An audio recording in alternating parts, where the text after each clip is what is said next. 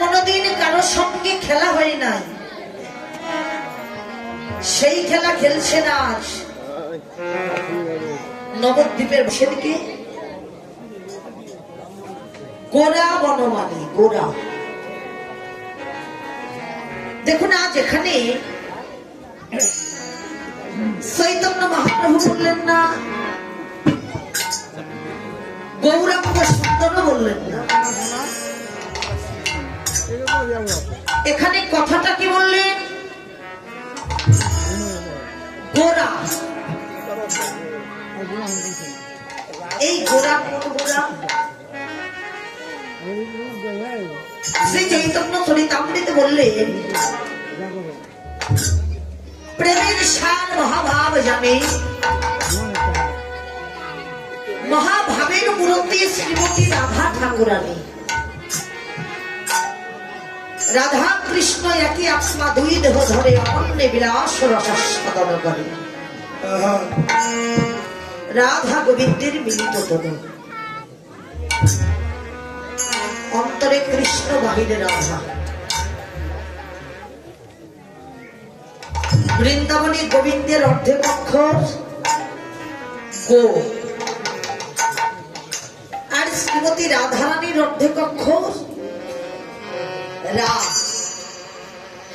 দুই দেহ মিলিত হয়ে নবদ্বীপে এলে গোরা। সে আমাদের ভজনের গোরা, আমাদের সাধনের গোরা। আজ গোরা সাজলেন কি?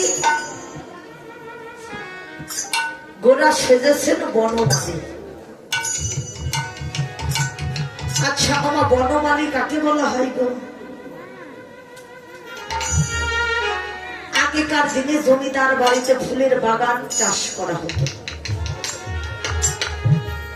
ওই ফুলের বাগান পরিচর্যার জন্য একজন মালিকে নিযুক্ত করা হতো। মালির কর্ম ওই বাগানের যত আগাছা আছে পরিষ্কার রাখা, ওই বাগানটাকে সতেজ রাখা। আচ্ছা বাবা, গৌরহরিকে আমার সেই বাগানের বনমালী বললেন না। গৌরহরি বনমালী সেজেছেন, কিন্তু জগতের কোন বাগানের বনমালী নয়। আমার আপনার এই 3.5 হাত দেহ বাগানের বনমালী। কেন বনমালী সেজেছে? গোরা সেজেছে বনমালী, ঘুচাইতে জগৎ জীবের যত মনের কালি। জগতে কাম, কামনা, বাসনা, কামনা বাসনায় আবদ্ধ হয়ে এই হৃদয় মাঝে যে কালিমা লেগে গেছে, চিত্ত দর্পণ মার্জনম। এই চিত্ত দর্পণটাকে মার্জন করবার জন্য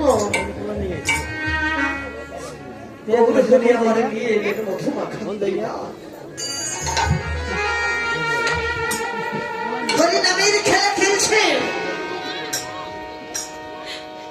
নিজে খেলছেন, জগৎকে ডাকছেন, এসো ভাই, এসো তোমরা জগতে এসে অনেক খেলা খেলে ফেলেছ, কিন্তু জগতে যে খেলা খেলেছ এই খেলা খেলে কোনোদিন তোমরা জয় লাভ করতে পারবে না। যদি বলেন কেন? জগতের খেলাটা বড় স্বার্থের খেলা। এই খেলায় একদিন সবার জয় হয়,